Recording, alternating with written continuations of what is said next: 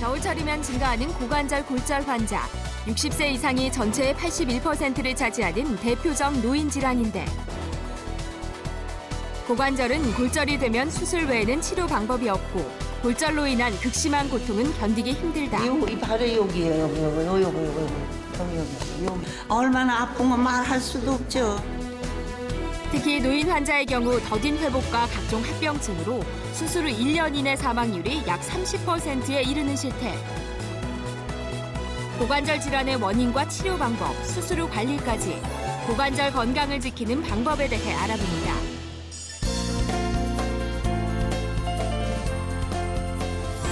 안녕하세요. 101세의 프로포즈 아나운서 전준희입니다.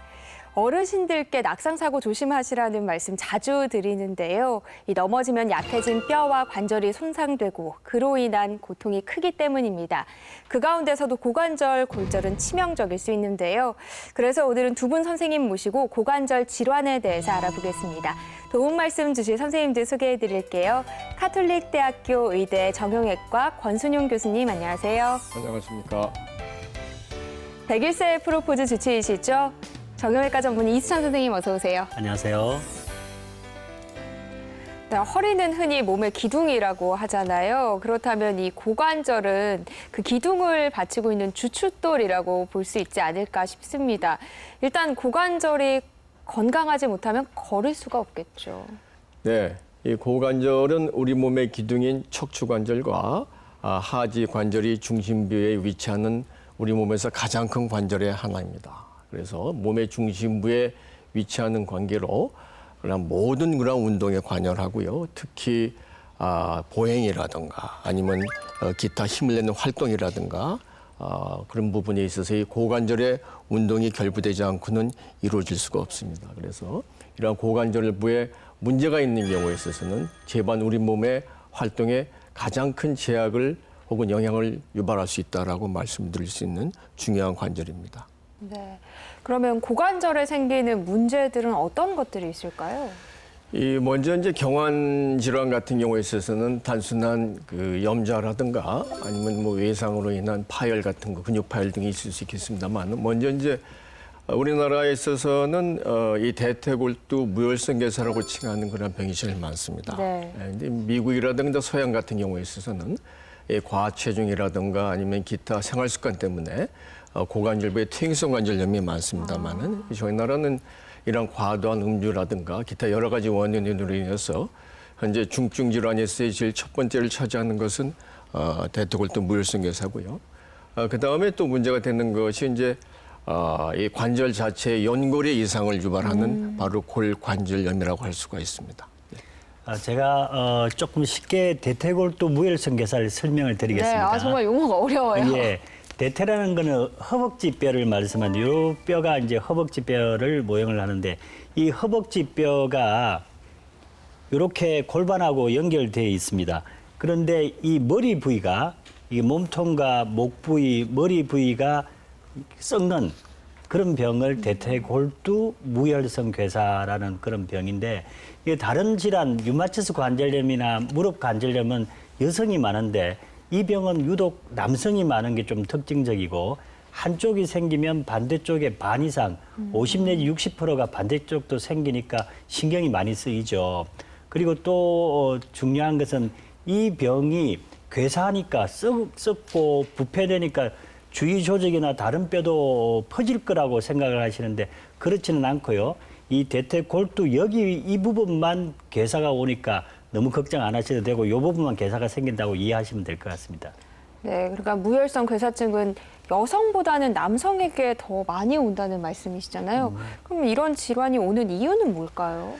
직접적인 원인하고 그다음에 또 원인에 의한 간접적인 원인에 의한 이 두 가지로 나눌 수가 있겠는데요. 직접적으로서는 저희가 실은 방사능 치료라든가 그런 것으로 인해서도 이제 골 괴사가 올 수가 있고 네. 그다음에 우리 몸에 이 혈액에 문제가 있는 경우가 있습니다. 그래서 이제 겸상 적혈구증에 걸려서 그런 경우에 있어서는 이 혈전이 잘 생겨서 피를 막음으로써도 이제 올 수가 있고 그런 게 있습니다만 이제 2차적으로 가장 문제가 많이 되는 것이 방금 언급했다시피 과도한 음주에 의한 그러한 괴사라든가 아니면은 이 스테로이드 등에 의해서 우리 그 골수 내에 지방이라든가 아니면 기타 어떤 그 골의 대사에 영향을 줘서 괴사가 생긴 경우가 있고요. 그 외에 이제 외상성으로 또 생기는 경우가 있습니다. 그러니까 이 대퇴골두는 다른 부위하고 달리 이 동맥이라든가 그런 거 분포가 말단 동맥이라 그래서 끝 부분이 다른 동맥하고 문합을 서로 안 합니다. 우리가 이제 의학적으로 측면에 있어서는 측부순환이라 그러는데 네. 대퇴골두 같은 경우에 있어서는 말단 동맥 때문에 한 부위에 동맥이 막히게 되는 경우에 있어서는 그 해당되는 부분이 바로 말씀드린 괴사에 빠지는 그런 양상으로 간다. 그래서 그런 해부학적인 그런 여러 가지 원인이 있고요. 그 외에도 그 이외에 같이 지나친 흡연이라든가 아니면은 기질적으로 있는 그러한 그 당뇨라든가 그밖에 우리 몸의 대사성 질환 그런 것들이 대퇴골두 무혈성 괴사를 유발을 한다고 알려져 있습니다. 네. 아는 되게 어떤 할머니께서 좀 무거운 화분을 옮기시다 삐끗했는데 이 고관절이 탈구됐다고 하시더라고요. 근데 이런 탈구가 쉽게 일어나나요?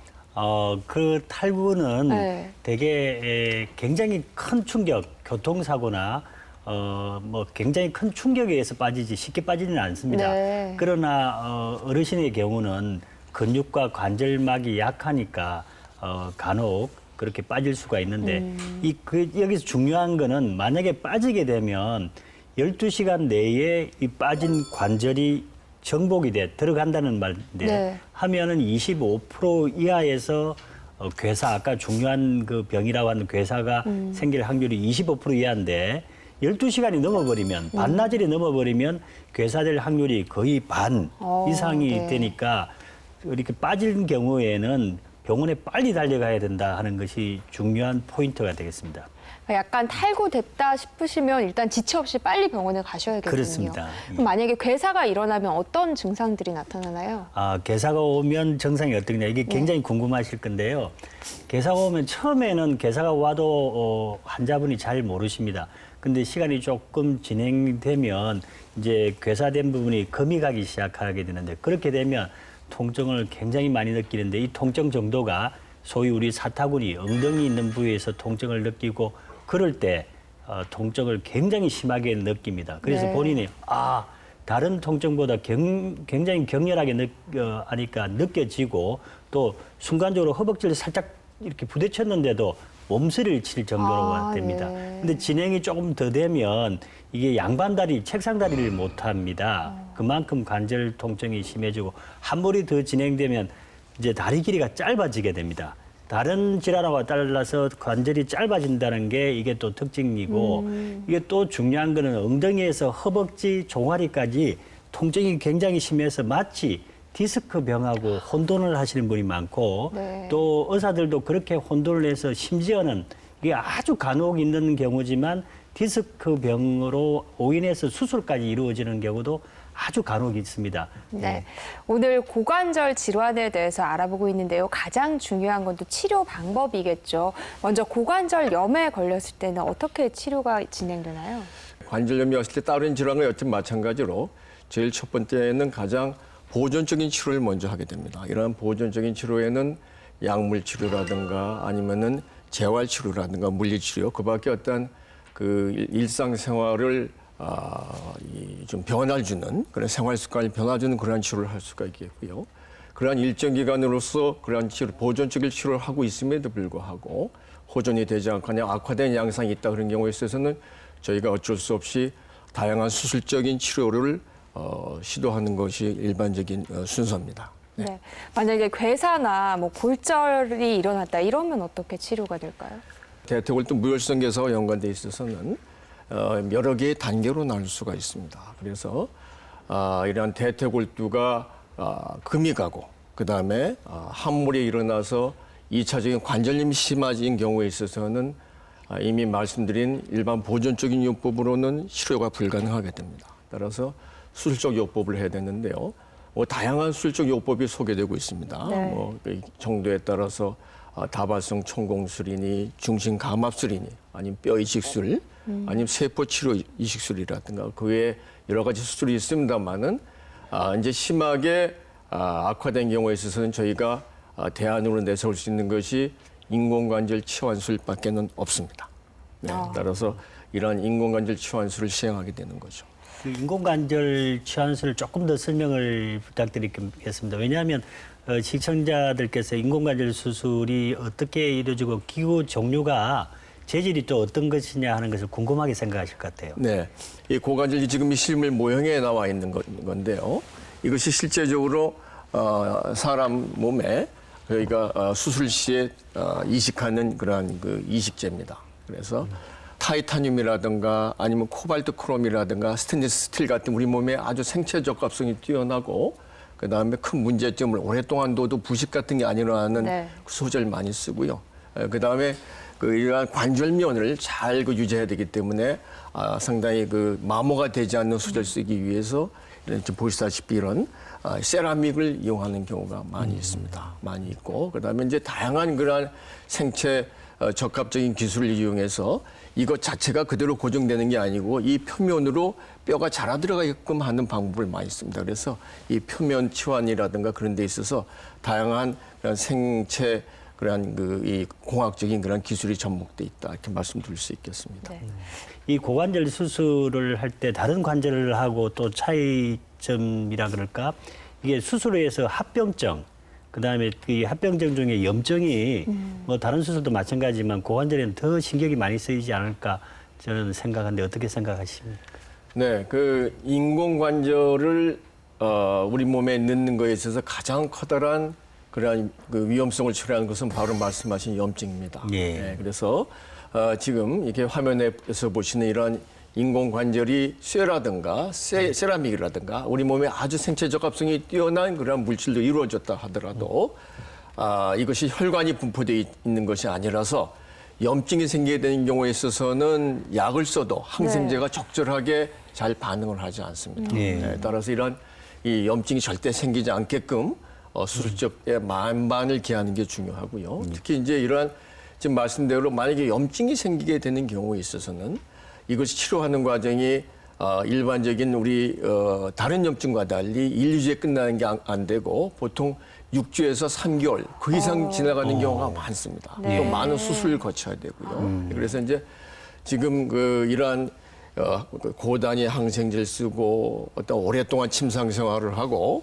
그다음에 또한 이 시간이 지나면서 뭐 영양실조라든가 기타 이런 이 전신 쇠약 때문에 이런 염증이 생기게 되는 경우에 있어서는 단순한 관절의 문제가 아니고 어떤 생명과 직결되는 문제로 갈 수 있어서 각별한 주의를 요하게 됩니다. 생명하고 직결된다고 하면 이게 수술 후에 또는 사망한다든지 또는 수술 과정에서 사망하는 그런 비율이 혹시 통계로 나와 있는 게 있습니까? 예전에 맨 처음에 저희가 시작할 때는 상당히 높았죠. 예. 그러나 이게 현대 의료 기술이 급속도로 발달되기 때문에 현재로서는 1% 미만, 거의 0.몇 % 정도의 아주 많이 낮아졌습니다. 그러나 이제 이 현재 세간에서 많이 회자되고 있는 아주 고관절 골절 혹은 고관절 질환 이후에 사망률이 높다 그런 것은 아마도 골절에 국한된 그러한 통계로 보시면 될 것 같습니다. 그래서 특히 그것이 젊은 사람이 아니고 연세 드신 분들한테서 골절이 발생되는 경우에 있어서 이와 연관된 수술적 치료를 받고 사실 회복하는 기간이 빠르지 않지 않습니까? 예. 네, 그래서 골절 접합술을 한다 하더라도 보통 3개월 이상 지난 경우가 많고 그런 인공관절 치환술을 한다 하더라도 일반 젊은이하고 달리 골다공증이라든가 기타 여러 가지 문제가 있기 때문에 조기 보행이 조금 불가능한 경우가 많아서 오랫동안 침상 생활을 하게 되죠. 예. 그래서 이제 침상 생활을 하게 되는 경우에 있어서는 저희가 원래 갖고 있던 조그만 병도 아주 크게 됩니다. 그래서 심장질환이라든가 폐질환, 심폐질환이 악화되고 대상성 질환인 고혈압이라든가 당뇨라든가 그런 것도 아주 나쁘게 되죠. 네. 나쁘게 되고 이제 오랜 침상 생활함으로써 저희가 운동을 못 하기 때문에 그러한 섭취 영양 섭취에도 문제가 있을 수 있고 예. 그다음에 뭐 이 대소변도 받아내야 되고 그런 와중에 욕창도 생기고 또 폐혈증도 생기고 그다음에 혈관이 막히는 혈증도 생기고 그래서 그러한 여러 가지 합병증이 두루 생기는 거에 따라서 그러한 한 뭐 1년에 사망률이 현재 통계적으로는 한 25%에서 30%라 한다라고 말씀드리고 그게 직접적으로 수술과 연관된 사항이 아니고 예. 수술 중 혹은 수술 이후에 회복 과정을 갖춤으로써 합병증이 병발해서 생기는 사망률이다라고 이해하시면 될 것 같습니다. 아우. 두 분 선생님들께서는 그래도 고관절, 이 골절 수술이 많이 발전했고 예후도 좋고 뭐 만족도도 높다라는 말씀을 해주시지만 그래도 저는 들을수록 일단 어르신들은 정말 요즘 같은 때 낙상사고 안 당하시는 게 일단은 최선이라는 맞습니다. 생각이 듭니다. 자, 오늘은 고관절 질환에 대해서 알아보고 있는데요. 저희가요, 고관절 때문에 큰 고통을 겪으셨던 어르신 한 분을 만나고 왔습니다. 이 화면 보시고 이야기 이어갈게요. 경기도 평택에 위치한 조그만 공장. 올해로 91세가 되신 한상길 어르신은 이곳에서 여전히 현역으로 일을 하시는데요. 70년이 넘도록 전통 방식을 지키며 수의를 만들어 온 장인이십니다. 이거 한 번 입고 가는 거 산 사람들이 이걸 정성껏 해서 깨끗이 입혀가야지 죽은 자는 말이 없잖아요. 그래서 난 그 마음 그 정성 가지고 하는 사람이요. 일과 함께 살아온 어르신을 괴롭힌 고관절 질환. 이 발에 여기에요. 여기. 무릎에 퇴행성 관절염까지 겹쳐 고통을 겪어야 했습니다. 얼마나 아픈 건 말할 수도 없죠. 그냥 그 일을 상상으로 말을 못해요. 아픈 거를. 퇴행성 관절염으로 고생하던 어르신은 2년 전 문지방에 걸려 넘어지며 고관절이 골절되는 사고를 당하고 말았습니다. 뼈가 세 조각이 다 바스러진 거지 뭐야. 그래서 우리 어머니 돌아가실 뻔했지. 고령이기에 골절은 치명적일 수밖에 없었는데요. 여기가 고관절부 골절이 된 거예요. 이제 대퇴부 경부골절이 발생하여가지고 이 부위가 이렇게 틀어지고 골절된 선을 이렇게 볼 수가 있습니다. 고관절부 대퇴골 경부골절이시고 내원 당시에 아주 심한 통증으로 전혀 기동을 할 수 없는 상태에서 내원하신 것입니다. 인공 고관절 치환술과 인공 슬관절 치환술을 동시에 한 것을 보여주는 사진입니다. 평상시에도 무릎 관절이 안 좋아서 좀 불편한 생활을 하고 있었습니다. 이처럼 퇴행성 관절염이 무릎에 있으면은 하중이 전달이 되지 않아 뼈가 약하게 되고 또 균형 감각을 잡는 데도 어려움이 있어서 쉽게 넘어져서 고관절 부골절이 발생하는 그 위험도가 높아지게 되는 것입니다. 무릎과 고관절 수술을 함께 받은 데다 아흔을 바라보는 연세의 수술이었기에 1년이 넘는 긴 회복 기간이 필요했는데요. 이제 보행에 불편을 느끼지 않을 정도로 회복됐습니다. 수술 후 대표적인 변화는 무릎과 고관절을 위해 의자에 앉기 시작한 거라고 하는데요. 또 생활 습관도 하나둘 바꾸고 계시다고 합니다.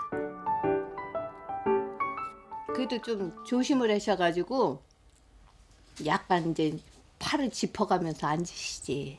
얌전하게 앉으신다고. 어렵게 되찾은 건강인 만큼 현재 상태를 유지하기 위해서는 운동이 필수겠죠.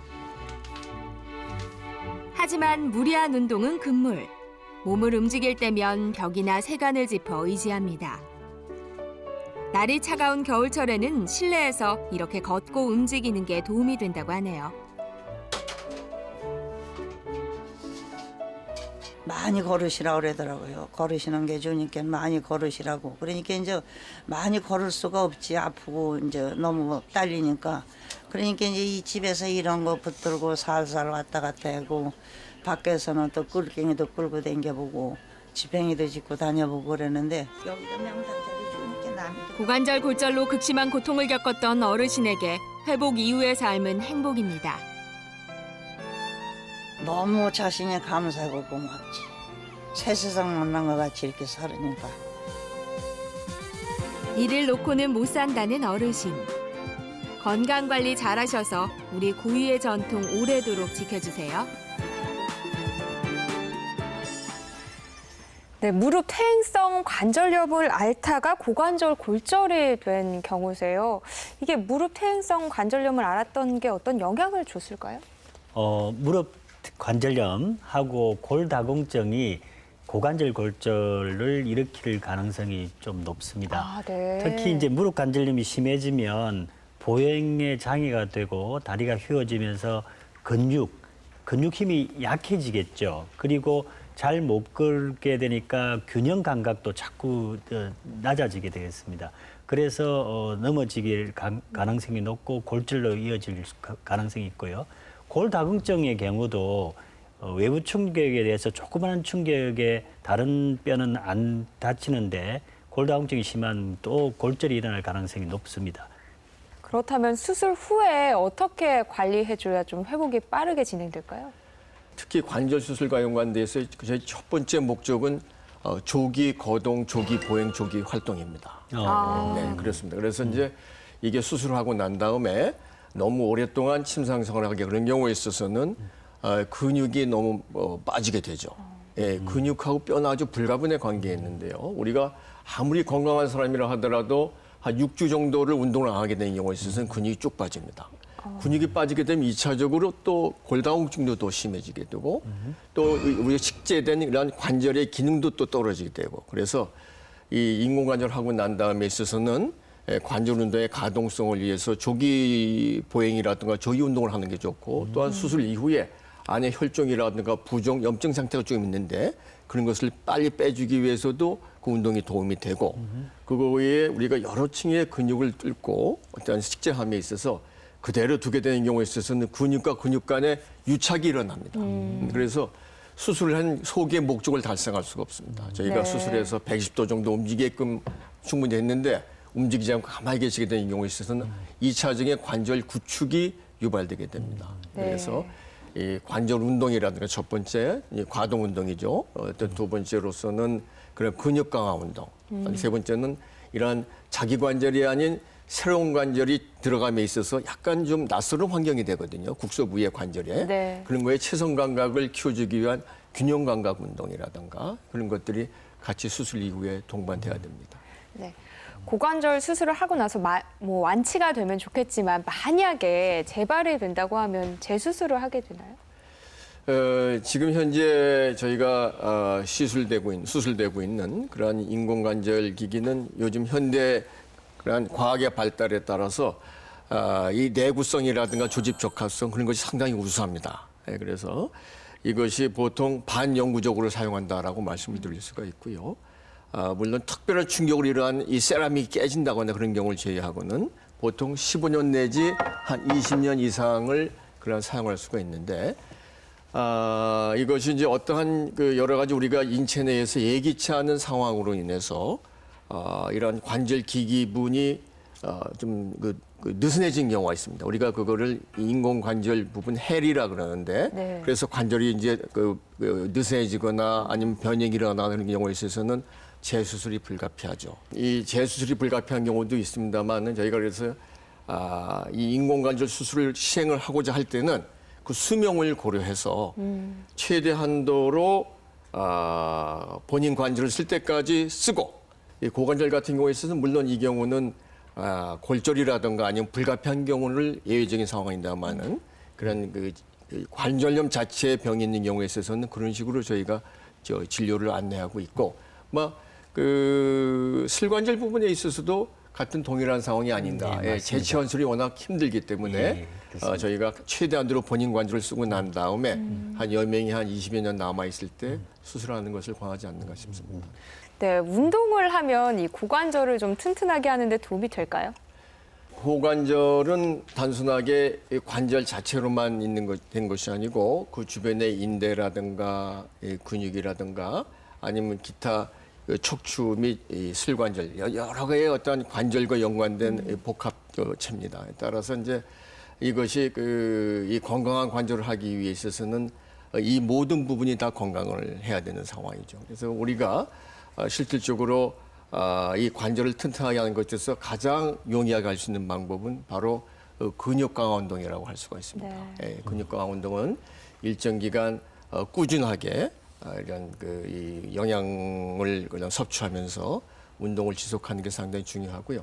사실 이러한 근육이 마르게 되는 경우에 있어서는 관절 자체에서도 가해지는 그런 힘이 부하가 높아집니다. 아, 예, 네. 그걸 근육이 많이 막아주고 있거든요. 스프링처럼. 그래서 이런 그 관절이 빠지게 되는 경우에 있어서는 관절 연골에 직접적으로 가해진 힘이 약하기 때문에 어떤 관절염이 많이 병발될 수도 있고 예, 그렇습니다. 그래서 그와 연관된 그 운동으로서는 첫 번째로 이 관절 연골이 망가지지 않게 하기 위한 이런 그 관절 가동 운동이라든가 아니면 밸런스를 지키는 밸런스 운동이라든가 아니면 근육을 강화하기 위한 근육 강화 운동이라든가 네. 그런 것들이 꾸준히 복합적으로 잘 이루어져야 되겠죠. 네. 저는 그 여기에 덧붙여서 모든 관절을 튼튼하게 하는 것 중에 두 가지만 말씀을 드리겠습니다. 특정 동작을 이야기하는 것보다 수영장에서 걷는 거, 아, 네. 그다음에 아쿠아로빅이 아시다시피 에어로빅 더하기 수영이지 않습니까? 그 운동을 하시는 것이 고관절을 튼튼하게 하는 운동 중에 하나라고 말씀드리겠습니다. 그렇다면 평소에 뭐 식습관 가운데서 좀 고관절을 튼튼하게 하는데 도움이 될 만한 것들은 어떤 게 있을까요? 지금 말씀드린 대로 근육을 강화하고 뼈를 강화하는 그러한 음식물이 우리 고관절이 도움이 되는 것이라고 할 수 있겠습니다. 그래서 이제 이 관절 자체에 관절염 덮고 있는 연골의 충격을 많이 완화하고 부하를 많이 줄여주기 위해 있어서는 주변에 있는 근육 강화 운동이라든가 그런 걸 하기 위해서 적절한 이 프로테인을 섭취한다거나 그다음에 단백질 네. 섭취한다거나 아니면은 이 뼈를 강화하는 이 칼슘을 섭취한다거나 이렇게 하도록 하고 그 외에 이제 특히 요번 같이 이렇게 겨울 같은 경우에 있어서 아무래도 외부에 그러한 외출이 많지 않은 경계로 인해서 뭐 비타민 D 합성 같은 것도 많이 떨어지니까요. 그런 비타민 D를 섭취한다거나 하는 것들이 많이 권유되겠습니다. 네. 이수찬 선생님께서는 이 고관절 건강을 위해서 평상시에 좀 유의해야 할 점들 짚어주세요. 통계에 가면 72.1%가 실내에서 낙상을 한다고 합니다. 맞아요. 얼마 전에 저희 할머니께서도 낙상사고 당하셨거든요. 그러니까요. 낙상을 방지하려면 특히 야간에 화장실까지 가는 그 중간에 조명을 이렇게 밝게 해줘야 됩니다. 네. 그런데 밤에는 다 불을 끄세요.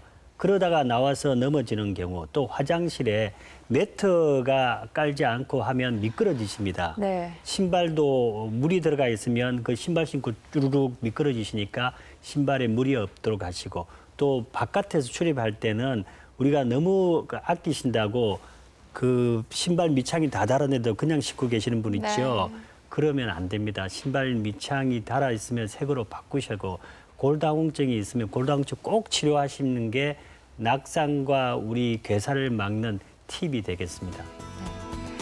약해진 뼈와 관절을 유지시켜주는 것은 근육이라고 합니다. 운동기구가 없다면 작은 생수병 하나를 야령 삼아서 왼손 체조부터 시작해 보시는 건 어떨까요?